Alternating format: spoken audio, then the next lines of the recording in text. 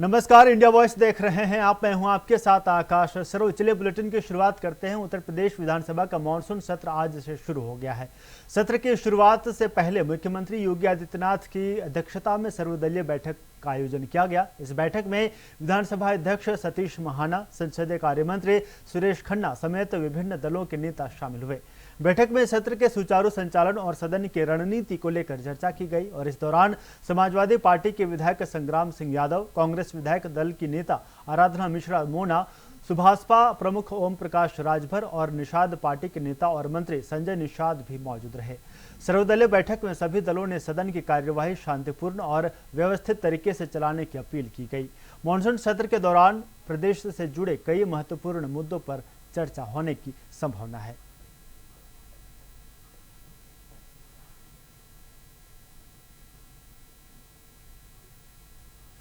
दिल्ली सरकार और डीएमआरसी ने पुराने कपड़ों को दोबारा उपयोग में लाने के लिए अर्पण वस्त्र दान केंद्र पहल शुरू की है। इसके तहत राजधानी के 10 प्रमुख मेट्रो स्टेशनों पर कपड़ा दान केंद्र बनाए गए हैं, जहां लोग सुबह 7 बजे से शाम 7 बजे तक पुराने कपड़े जमा कर सकते हैं।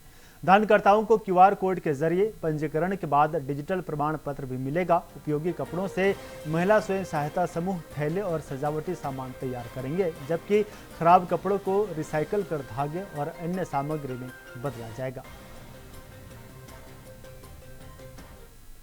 शालिनी जी ने बहुत ही प्यारी लाइनें कही, कुछ काम करो, कुछ काम करो। और यही बात हमारे देश के आदरणीय प्रधानमंत्री जी कहते हैं कि ये जो इतना बड़ा भारत देश है, 140 करोड़ लोग, इतने राज्य, इतनी भाषाएं, इतनी विविधताएं, ये सब कुछ एक साथ एक सूत्र में पिरो के चलना अपने आप में बहुत बड़ा काम है। और इसीलिए हम सब भारतीयों की जिम्मेदारी बन जाती है कि देश के प्रति, समाज के प्रति कुछ न कुछ काम, छोटा हो या बड़ा हो, एक काम देश के नाम अपने लिए तय करें। और मुझे बड़ी खुशी है कि ये अर्पण वस्त्र दान केंद्र, जो हमारे मन में विचार आया कि भाई ये लैंडफिल साइट, ये कूड़े के पहाड़ जो इतने बड़े बड़े दिल्ली शहर में खड़े हो गए समय के साथ, इसमें क्या क्या वस्तुएं जुड़ जाती हैं। तो पता चला कि इस कूड़े के पहाड़ में जहां गंदगी है, जहां वेट वेस्ट है, जहां प्लास्टिक है, जहां मिट्टी है, जहां मलबा है, जहां कांच है, प्लास्टिक की बोतलें हैं, उसके साथ साथ कम से कम 10% पुराने कपड़े भी किसी ना किसी रूप में कूड़े के पहाड़ों में जुड़ते चले जाते हैं। इधर कुशीनगर में सावन के पहले सोमवार पर शिवालयों में श्रद्धा और भक्ति का अद्भुत नजारा देखने को मिला। कुशीनगर के पनियहुआ स्थित बिहार सीमा से सटे ऐतिहासिक पतलेश्वर नाथ मंदिर में सुबह से ही बड़ी संख्या में शिव भक्त दर्शन और जलाभिषेक के लिए पहुंच रहे हैं। श्रद्धालु बेलपत्र, दूध और पवित्र जल अर्पित कर भगवान भोलेनाथ की पूजा अर्चना कर रहे हैं। मंदिर परिसर में भक्तों की लंबी कतारें लगी हुई हैं। हर हर महादेव के जयघोष से पूरा वातावरण शिवमय हो गया है। दूर दराज से पहुंचे श्रद्धालु सावन के पहले सोमवार पर भगवान शिव का आशीर्वाद लेने के लिए उत्साहित नजर आ रहे हैं। इस पर हमारे संवाददाता अनुराग तिवारी ने बातचीत की मंदिर के महंत डॉक्टर सत्येंद्र गिरी महाराज और श्रद्धालुओं से। देखिए रिपोर्ट। आज सावन का पहला सोमवार है और ऐसे में जो भक्तों की भीड़ है, शिव भक्तों की भीड़, वो शिवालय पर लगातार देखने को मिल रही है। कुशीनगर का ये पतलेश्वर नाथ मंदिर है और यहाँ भी जो शिव भक्त हैं वो सुबह से पहुंच रहे हैं। इधर की तस्वीरें हैं जहाँ पर लगातार जो शिवालय पर जलाभिषेक कर रहे हैं, जो भक्त पहुंच रहे हैं, बेलपत्र चढ़ा रहे हैं और पूजा अर्चना जो है वो आज सावन के इस खास मौके पर कर रहे हैं। तमाम शिव भक्त हैं इस वक्त हमारे साथ, उनसे बातचीत करते हैं। आज सावन का पहला दिन है, पतलेश्वर नाथ मंदिर पे पहुंचे हैं, क्या कहेंगे? यहाँ देखिए, हम लोग को आने पर बहुत खुशी मिली। हम लोग यहाँ से लमसम 20 किलोमीटर दूर से रनिंग करते हुए आए हैं। सब एकेडमी के बच्चे हैं।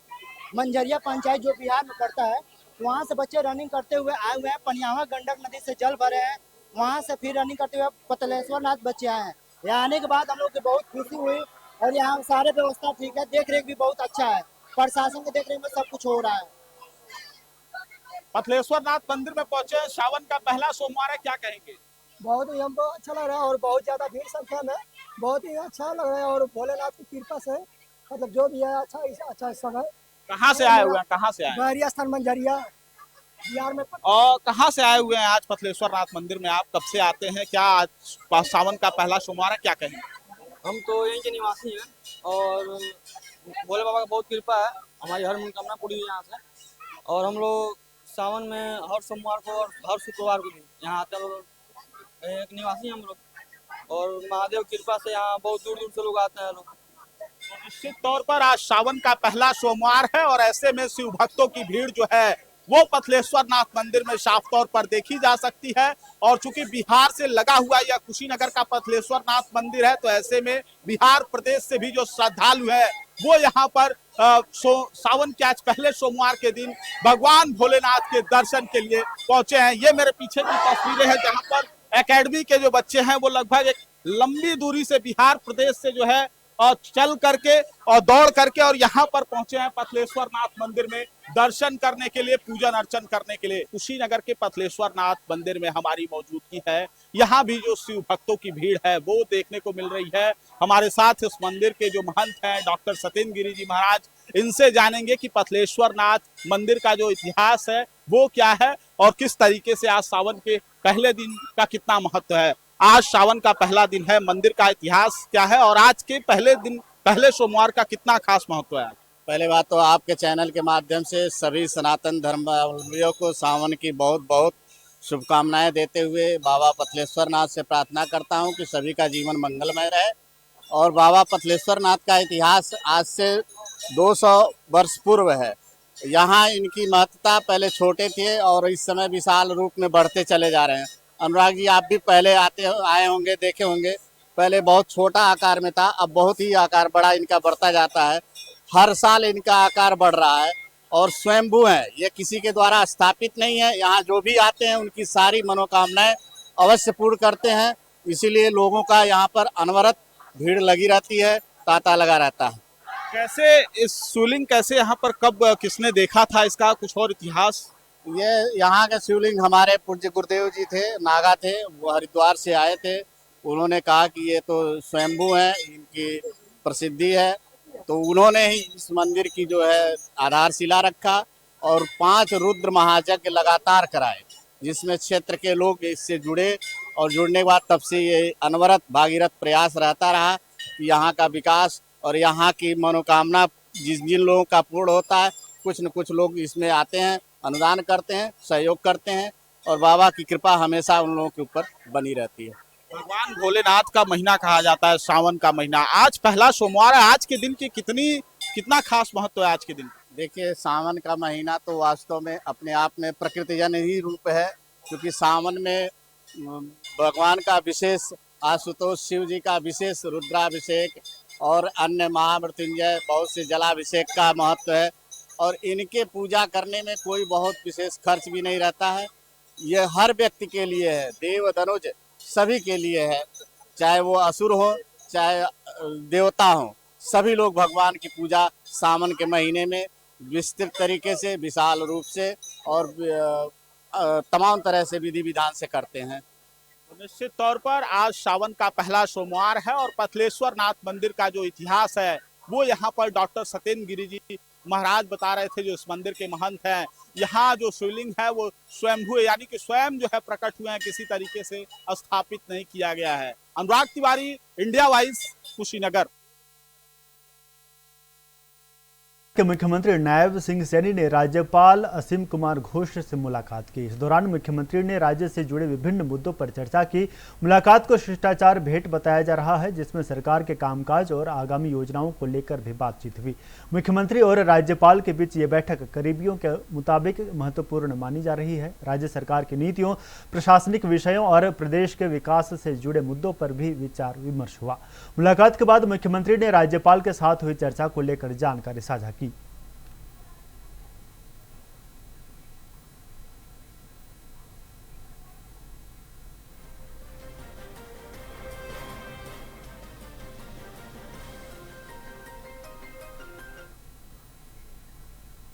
इधर गाजियाबाद के मसूरी थाना क्षेत्र में 16 वर्षीय किशोरी से दुष्कर्म मामले में पुलिस ने फरार चल रहे 2 आरोपियों को गिरफ्तार किया है।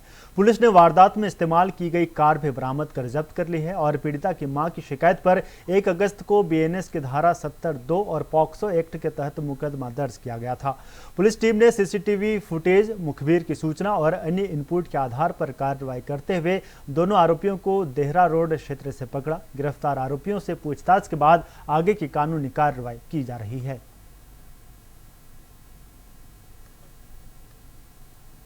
गाजियाबाद के मसूरी क्षेत्र से एक सनसनीखेज वारदात सामने आई है, जहां पर एक 16 वर्षीय बालिका के साथ दुष्कर्म करने का मामला सामने आया है।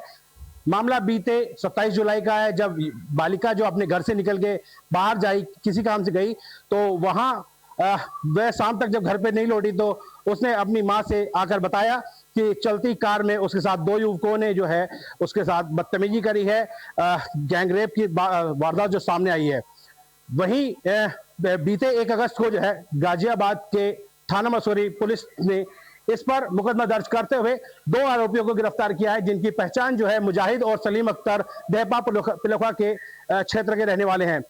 वहीं जब इनसे पूछताछ की गई तो पता चला कि चलती हुई कार में इन्होंने जो है युवती के साथ जो है गैंगरेप का एक जैसी घिनौनी हरकत की थी, जिस पर पुलिस ने इन्हें मुकदमा दर्ज कर आगे जेल भेज दिया है और आगे की कार्रवाई प्रचलित है। गाजियाबाद से Indresh Sharma, India voice. Commonwealth games 2026 में भारतीय खिलाड़ियों के शानदार प्रदर्शन के बाद अब इसे लेकर सियासी बयानबाजी भी शुरू हो गई है।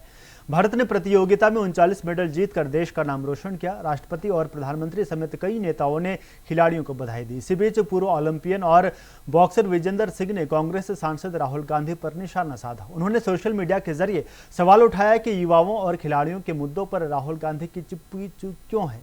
विजेंदर सिंह ने इस बयान के बाद राजनीतिक हलकों में चर्चा तेज हो गई है। ग्लासगो कॉमनवेल्थ गेम्स 2026 में भारत का तिरंगा लगातार बुलंद होता रहा। खिलाड़ी एक के बाद एक मेडल जीतते रहे। राष्ट्रपति से लेकर प्रधानमंत्री तक खिलाड़ियों का हौसला बढ़ाते रहे, लेकिन विपक्ष के सबसे बड़े चेहरे राहुल गांधी की तरफ से कोई बधाई नहीं आई। अब इसी मुद्दे पर वह पूर्व ओलंपियन और बॉक्सर विजेंदर सिंह ने राहुल गांधी को घेर लिया है। विजेंदर सिंह ने एक्स पर पोस्ट कर राहुल गांधी पर तंज कसते हुए कहा, राहुल गांधी जी और कांग्रेस पार्टी अक्सर देश के युवाओं की बात करते हैं, लेकिन कॉमनवेल्थ गेम्स 2026 में भारत के खिलाड़ियों के शानदार प्रदर्शन पर अब तक आपकी ओर से एक भी बधाई संदेश या ट्वीट नहीं आया। अब भारत के युवा तिरंगा ऊंचा कर रहे हैं। अब राजनीति से ऊपर उठकर उनका हौसला बढ़ाना भी हम सबकी जिम्मेदारी है। विजेंदर का सवाल सीधा है, जो राहुल गांधी हर मंच से युवाओं की आवाज बनने का दावा करते हैं, क्या उन्हें देश के लिए मेडल जीतने वाले युवा खिलाड़ी नजर नहीं आए? यही सवाल अब बीजेपी भी राहुल गांधी से पूछ रही है और इसे युवाओं के प्रति दोहरे रवैये से जोड़ रही है।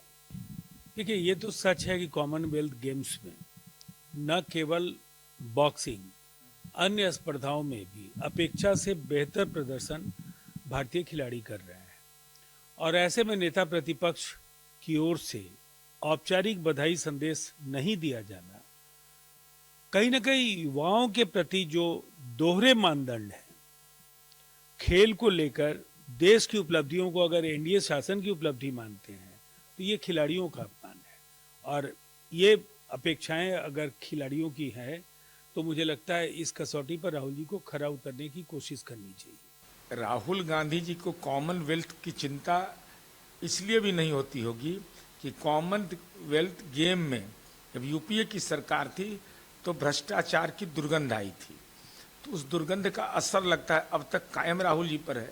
नहीं तो देश का स्वाभिमान का मसला है, उनको तो बधाई देनी चाहिए थी। इस पूरे विवाद पर कांग्रेस की तरफ से अब तक कोई आधिकारिक प्रतिक्रिया नहीं आई है। हालांकि टीएमसी का कहना है कि राहुल गांधी कई मुद्दों को लेकर व्यस्त रहे होंगे, इसी वजह से शायद खिलाड़ियों को बधाई देना भूल गए। नहीं, शायद राहुल गांधी बहुत सारे मुद्दा उठाते हैं, किसी कारण से ये नहीं उठाए, लेकिन कॉमनवेल्थ गेम्स में खास करके भारतीय बॉक्सर और महिला बॉक्सर का जो परफॉर्मेंस है ये प्रशंसा का योग्य है। हम भी उसको प्रशंसा करते हैं। खेल के मैदान में खिलाड़ियों ने देश का मान बढ़ाया, लेकिन सियासत के मैदान में अब सवाल सम्मान का है। क्या खिलाड़ियों की जीत पर राजनीति से ऊपर उठकर एकजुट होना चाहिए? क्या युवाओं की बात सिर्फ आंदोलनों तक सीमित रहेगी या मेडल जीतने वाले युवाओं के लिए भी उतनी ही आवाज उठेगी? फिलहाल विजेंदर के एक पोस्ट और राहुल गांधी की चुप्पी ने नई सियासी बहस को जन्म दे दिया है।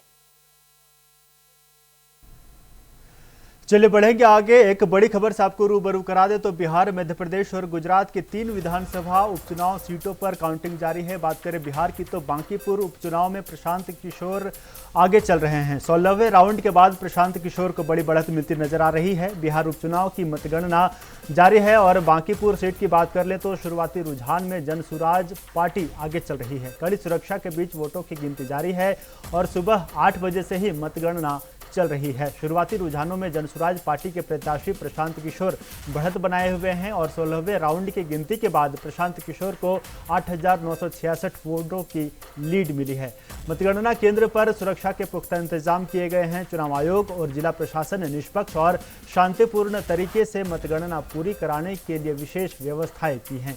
सभी प्रत्याशियों और उनके समर्थकों की नजर चुनाव परिणामों पर टिकी हुई है। अंतिम नतीजों को लेकर राजनीतिक हलकों में उत्सुकता बनी हुई है और समर्थकों में उत्साह का माहौल है। तो इस खबर पर ज्यादा जानकारी लेंगे, हमारे साथ सहयोगी अरविंद कुमार फोन लाइन पर बने हुए हैं। अरविंद, देखिए बिहार के बांकीपुर सीट पर उपचुनाव हुआ था और उपचुनाव पर काउंटिंग जारी है, जहां पर बताया जा रहा है कि 16वें राउंड के बाद जनसुराज प्रमुख प्रशांत किशोर लगातार बढ़त बनाए हुए हैं। क्या लगता है जनसुराज प्रमुख जीत की ओर आगे बढ़ रहे हैं?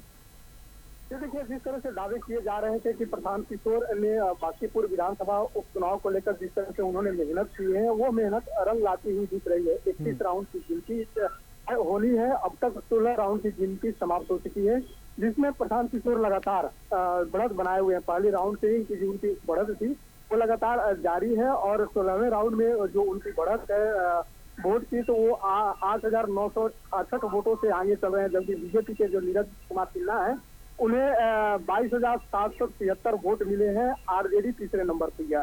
तो कहीं ना कहीं जिस तरह से लगातार दावे किए जा रहे थे कि भारतीय जनता पार्टी की वो परंपरागत सीट है और 1998 से वो लगातार सीट भारतीय जनता पार्टी के खाते में रही है। पहले नवीन सिन्हा उस क्षेत्र से विधायक थे, उसके बाद नितिन नवीन भी विधायक रहे और भारतीय राजनीति में वो केंद्र में अपनी भूमिका निभा रहे हैं और राष्ट्रीय अध्यक्ष बने हैं। राष्ट्रीय अध्यक्ष बनने के बाद उपचुनाव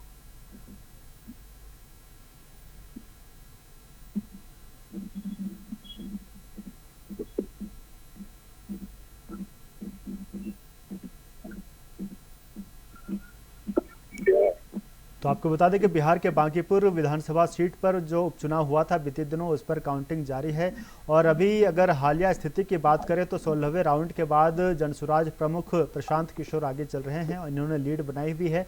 अब आगे देखने वाली बात होगी कि कितने राउंड तक गिनती होती है और इस गिनती के बाद कौन जीत हासिल करते हैं। तो हमारे साथ सहयोगी अरविंद कुमार जुड़े हुए हैं, लगातार हम उनसे जानकारी लेंगे। तो आपको बता दें कि बिहार, मध्य प्रदेश और गुजरात के 3 विधानसभा सीटों पर बीते दिनों उपचुनाव हुआ था और उपचुनाव के बाद वहां पर काउंटिंग जारी है। बिहार के बांकीपुर सीट की बात कर लें तो 16वें राउंड के बाद जनसुराज प्रमुख प्रशांत किशोर वहां पर लीड करते नजर आ रहे हैं और अगले राउंड तक सबकी नज़र टिकी हुई है। पूरे देश के लोगों की नज़र टिकी हुई है कि उस सीट से कौन जीत हासिल करते हैं। हालांकि जिस तरीके से प्रशांत किशोर की बात कर लें तो प्रशांत किशोर के बाद जो दूसरे नंबर पर है वो पिछले कई सालों से वहां पर वो विधायक बनते आ रहे थे, लेकिन इस बार ऐसा लग रहा है कि प्रशांत किशोर इस बार इस उपचुनाव में प्रशांत किशोर जीत हासिल करने वाले हैं और अगर प्रशांत किशोर इस सीट से जीत हासिल करते हैं तो ये एक इतिहास के पन्नों पर लिखा जाएगा। तो बांकीपुर सीट पर शुरुआती रुझानों में जनसुराज लगातार पिछले कई राउंड से आगे चलते आ रहे हैं और 16वें राउंड की बात कर लें तो अभी 16वां राउंड चल रहा है, जहां पर जनसुराज प्रमुख फिर से लीड करते नजर आ रहे हैं। फिर से हमारे सहयोगी अरविंद फोन लाइन पर बन गए हैं। अरविंद, देखिए अगर प्रशांत किशोर की जीत होती है तो सबसे बड़ा कारण क्या हो सकता है, क्योंकि बांकीपुर सीट की बात कर लें तो पिछले कई विधानसभा चुनाव में वहां से लगातार बीजेपी जीतती आई थी। देखिए, लगातार जिस तरह से भारतीय जनता पार्टी का गढ़ माना जाता था बांकीपुर विधानसभा सीट, क्योंकि लगातार भारतीय जनता पार्टी के कई नेता वहां से, कई दिग्गज नेता वहां से चुनाव जीते हैं। जो मौजूदा अभी राष्ट्रीय अध्यक्ष है भारतीय जनता पार्टी के नितिन नवीन इस सीट पर विधायक जीता करते थे और मंत्री भी थे बिहार में। अब जब वो राष्ट्रीय अध्यक्ष बने और राज्यसभा आए तो उन्होंने अपनी सीट से त्यागपत्र दिया। उसके बाद ये उपचुनाव हो रहा है। तो कहीं ना कहीं ये जो सीट मानी जा रही थी कि ये बीजेपी की पारंपरिक सीट है और इस सीट को भारतीय जनता पार्टी के कोई भी नेता, कोई भी कैंडिडेट खड़ा होगा वो चुनाव जीत जाएगा। और लगातार इसी भ्रम को तोड़ने के लिए प्रशांत किशोर ने ताल ठोकी और उपचुनाव में उन्होंने सहभागिता निभाते हुए उन्होंने चुनावी मैदान में उतरा और उन्होंने साफ तौर पर दावा किया था कि इस सीट पर प्रशांत किशोर ही चुनाव जीतेगा। क्योंकि शुरुआती दौर से ही आप देख लीजिए कि जिस तरह से प्रशांत किशोर ने जैसे ही बांकीपुर उपचुनाव को लेकर नामांकन किया था, उस नामांकन के दौरान ही वो दावा किए थे कि हम चुनाव जीतेंगे और बांकीपुर की जनता हमें आशीर्वाद देगी। बांकीपुर की जो भी समस्या है उस समस्या को लेकर हम सदन के अंदर रखे हैं। क्योंकि लंबे समय से यह सीट बीजेपी के पास है, लेकिन बांकीपुर का जो क्षेत्र का जो विकास होना था, पटना शहर में रहते हुए वो क्षेत्र का विकास नहीं हो पाया था। अब जब ऐसे स्थिति में जब हम चुनाव जीत कर सदन में जाएंगे तो जितनी भी समस्या है सदन के अंदर रखें। क्योंकि जन स्वराज का इकलौता जो भी कैंडिडेट होगा, जो भी प्रत्याशी यहाँ से चुनाव जीत के जाएंगे, अकेले विधानसभा में होंगे तो मुखर होकर अपनी बात रखेंगे। लगातार जिस तरह से Prashant Kishor door to door लोगों से मिल रहे थे, लोगों से बातचीत कर रहे थे, जिनकी नाराजगी है उनकी नाराजगी को दूर करने के लिए उनके तरफ से प्रयास किया जा रहा था। और चलिए अरविंद, 16वां राउंड खत्म हो चुका है, 17वां शुरू हो गया है, तो आप तमाम गतिविधियों पर नजर बनाए रखिएगा क्योंकि अभी कई राउंड अभी काउंटिंग होने बाकी हैं। अब देखने वाली बात होगी कि सारे राउंड होने के बाद कौन आगे आता है और बांकीपुर विधानसभा सीट से किसकी जीत होती है। फिलहाल मेरे साथ इस बुलेटिन में इतना ही। देखते रहिए इंडिया वॉइस। नमस्कार।